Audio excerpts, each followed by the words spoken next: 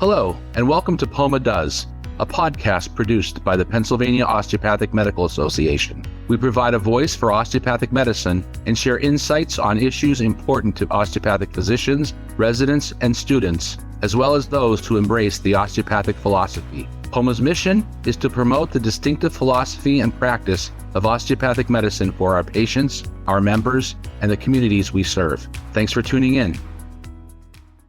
Hello, and welcome to POMA Does, a podcast series of the Pennsylvania Osteopathic Medical Association. I'm Gene Battistella-Dio. I was honored to serve as the POMA president 2020 to 2021. I'm also fortunate that I get to serve as the Pennsylvania Osteopathic Medical Association Political Action Committee chair, or POMPAC. I practice internal medicine in southwestern Pennsylvania outside Pittsburgh. I'm also the moderator of this podcast episode. We're honored to have Dr. Arvind Venkat with us on this podcast. He's an ER physician, and I'll let him tell him about that a little bit more to us in a little bit. But more importantly to this episode, he was elected in 2022 to the Pennsylvania House of Representatives. He's the first physician, and this is truly amazing, to serve in the Pennsylvania General Assembly since the 1960s. Kudos to you. Congratulations. Thank you.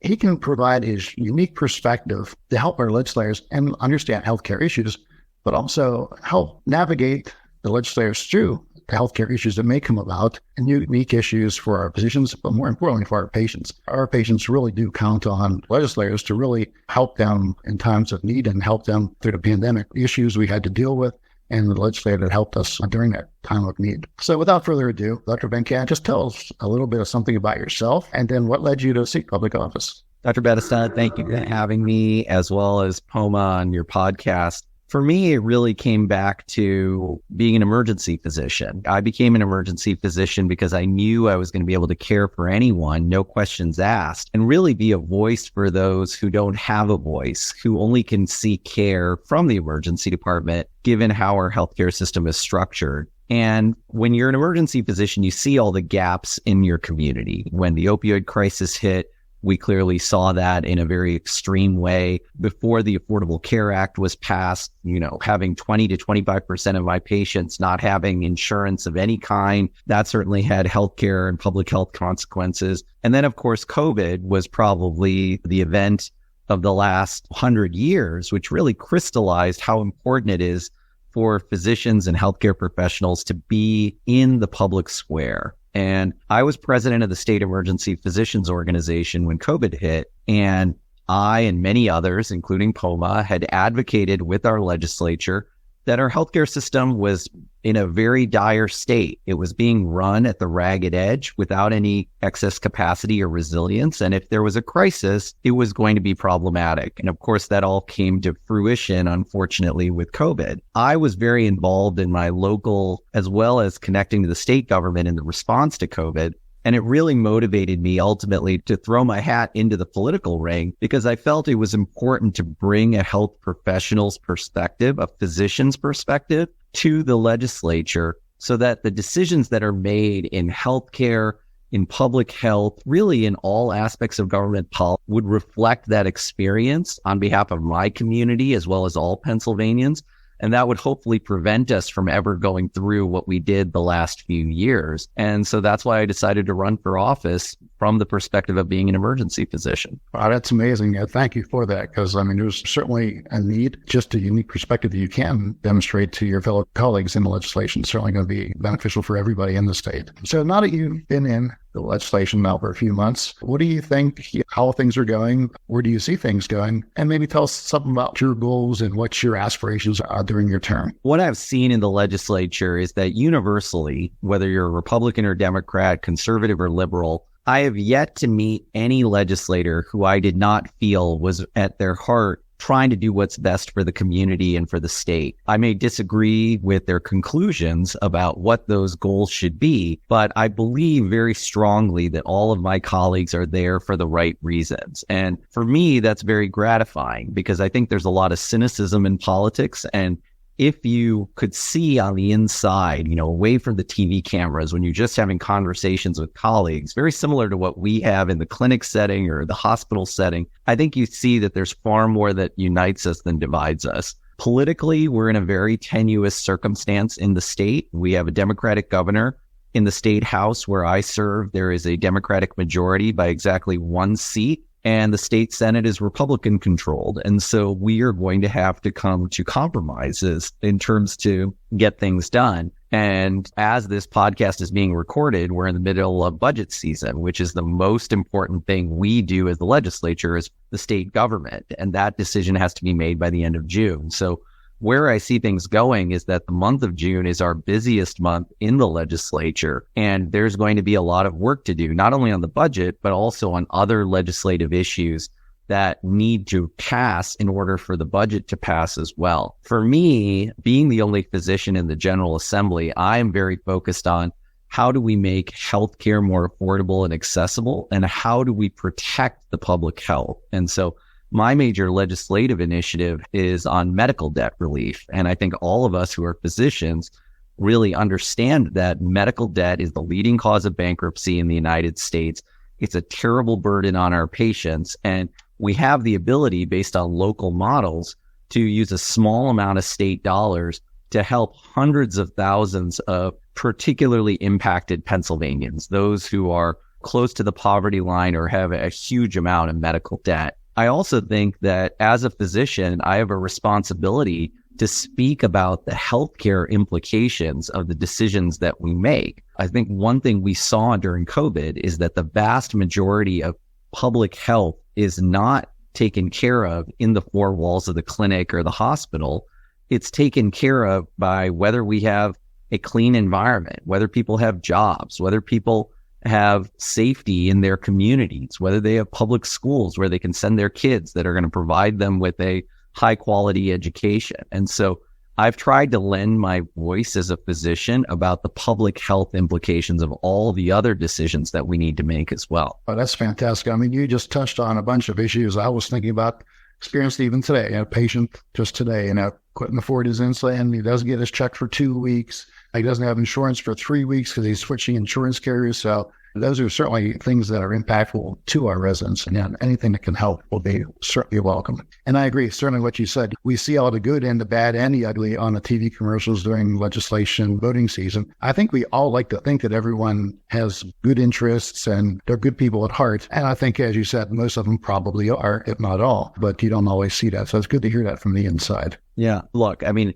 I certainly have my differences with my colleagues, and there are those who I certainly have greater disagreements than others. But I do think, and perhaps it's because I'm early in my term in office, is that I do think people are trying to work towards the greater good for the residents of Pennsylvania. And it's a question of what are the policies that will do that? And there are disagreements, and that's why we have the electoral process that we do. Is there something that's occurred or you've experienced so far were surprised of that you've seen in? The beginning of my term was particularly, I kept on hearing the word unprecedented, and I could have used a more colorful term than that. So I was elected in November. As I said, Democrats took control of the state house for the first time in 12 years by 1 seat. But at the beginning of the term, we actually had 3 empty seats on my side of the aisle because 2 people were simultaneously elected to higher office, and 1 person unfortunately died right before the election and was still reelected. So at the beginning of the term, it wasn't clear how we were going to organize the House. And that led to a very chaotic situation where one of my colleagues on the Democratic side was nominated by the Republicans to be Speaker. He was elected Speaker, but then he and the Republicans came to a significant disagreement. The House was essentially shut down for 5 or 6 weeks, and that was very unexpected.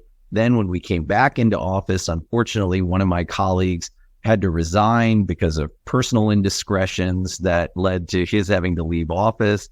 So that again led to a very chaotic situation. So we're now finally back at full strength, but it goes to show in politics, a day is a lifetime. And maybe being an emergency physician is a benefit because I'm used to the unexpected, but I didn't quite expect that. I will say that. Excellent. Thank you. Well, just tying into what you just said, Ben. So you've gone from an ER physician to now a legislator. How are you trying to do both? Are you still having some time to practice medicine? I do. As you mentioned at the beginning, I am I'm the only physician in the General Assembly and the first one in 60 years. And that's because we have the largest full-time legislature in the country. And this is a full-time job. I'm in my office or doing meetings with constituents or events basically every day of the week. And when we're in session, I'm in Harrisburg at least Monday, Tuesday, Wednesday. But I have the benefit as an emergency physician being in a shift-based specialty that I still can do shifts. So I work clinically once or twice a month, certainly far less than I was before, but I do it on a Saturday night in an emergency department in my district because I want to stay connected with patient care. I think it's very important for me to continue to have that therapeutic relationship with my community. And frankly, I think it gives me more credibility in the political process to say when I'm talking about healthcare issues or other issues, I'm not just speaking theoretically. I saw a patient who had that condition or had this challenge just the other day, and few, if any, of my colleagues can say the same thing. And so I think that So I'm glad that I continue to practice, though it is a fine balance. We appreciate it. And I'm sure your family, hopefully you're able to work in some time for your family with all this as well. I'm very fortunate to have a very loving family. And for all intents and purposes, I have 4 jobs. I'm a husband and a father.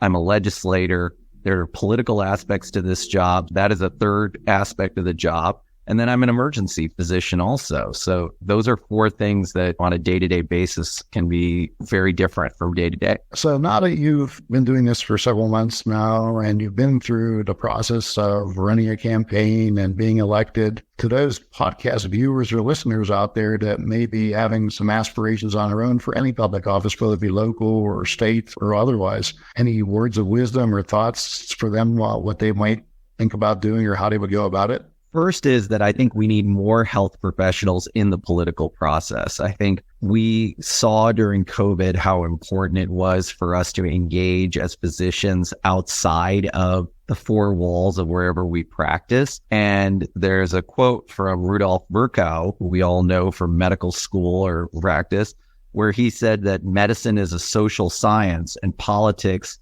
is medicine on a larger scale. And I think that's very true. So the first thing I would say is if you are a health professional thinking about a political career, I would certainly encourage you to do so, because I think we have a skill set and a perspective that is unique and far more needed in the political process. The second part, which is maybe a caution, is that politics ain't beanbag. It is a rough and tumble thing. Mine was a very expensive political campaign for a state legislative race. It was highly competitive. It was contentious. And so you have to go into it with a thick skin, and you need to understand that it is a win-lose process. And so you have to be willing to do the work. You have to be willing to raise the money, which is part of our political process. You have to be willing to put yourself out there and understand that you're under scrutiny as a political candidate. And you have to be willing to bring yourself to voters. Where I think we have a strength as physicians is we build trusting relationships with individuals very quickly, given the nature of our work and what we do.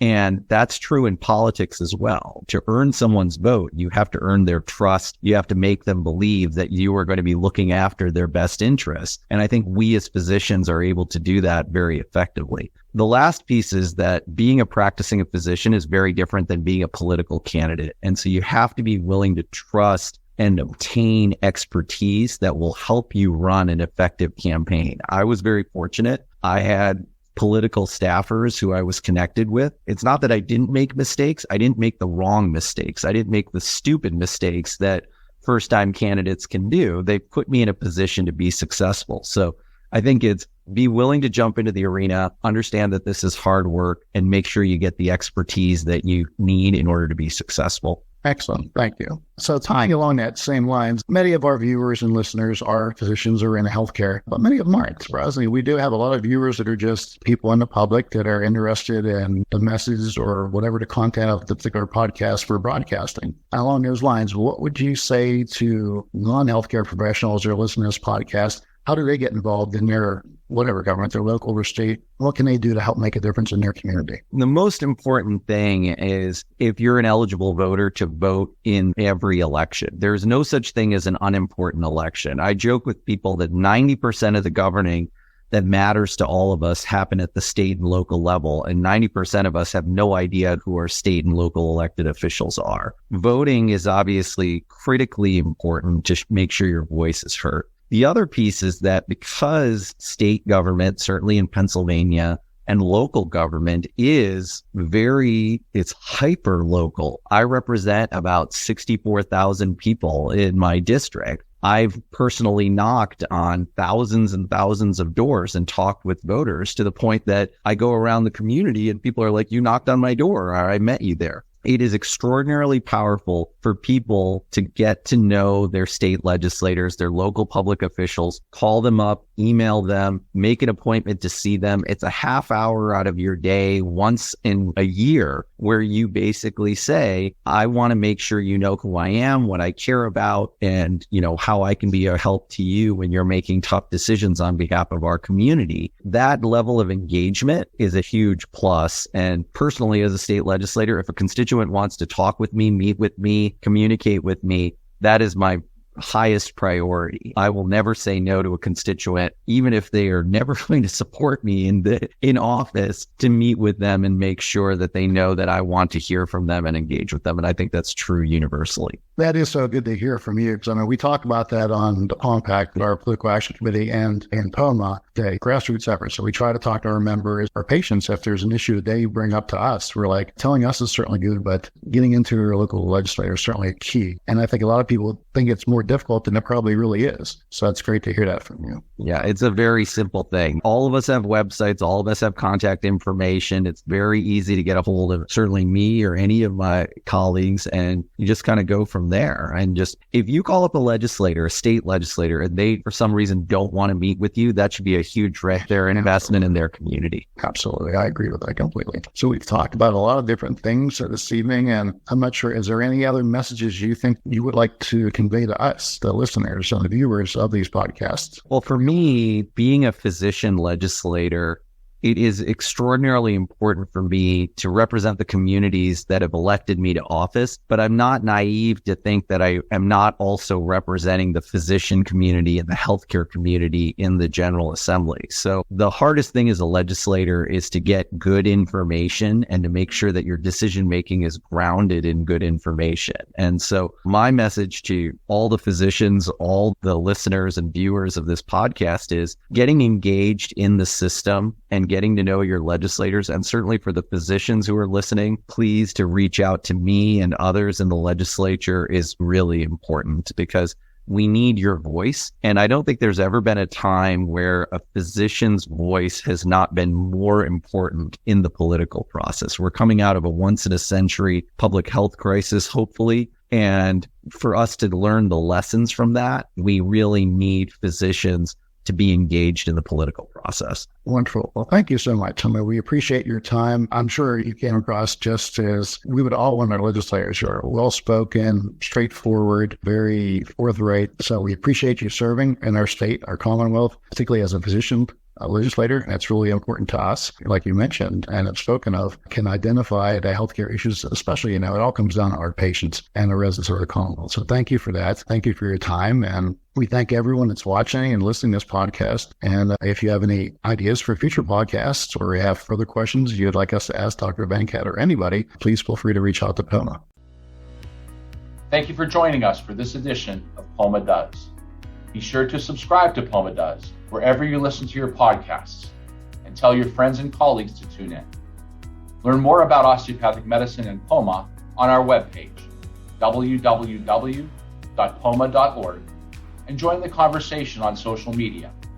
We're on Facebook, Instagram, LinkedIn, Twitter, and YouTube, or email us at poma@poma.org. We'd love to hear from you. Join us next time for another edition of POMA Does.